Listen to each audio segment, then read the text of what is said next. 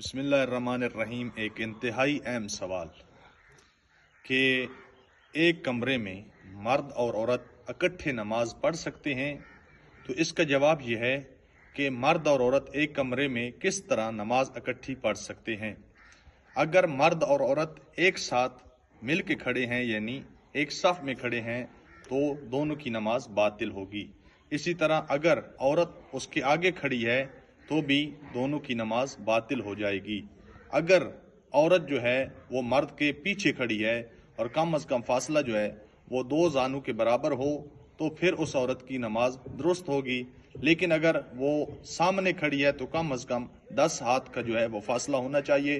اگر ساتھ صف میں کھڑی ہے تو کم از کم پھر بھی 10 ہاتھ کا فاصلہ ہو تو اس عورت اور مرد کی نماز جو ہے وہ درست ہوگی۔ لیکن یاد رکھیے، اس میں عورت سے مراد تمام عورتیں ہیں، چاہے وہ بیوی ہے، بہن ہے یا بیٹی ہے، کوئی بھی عورت ہے، تو اس کے بارے میں یہی حکم ہے کہ اتنا فاصلہ جو ہے وہ ضرور ہونا چاہیے۔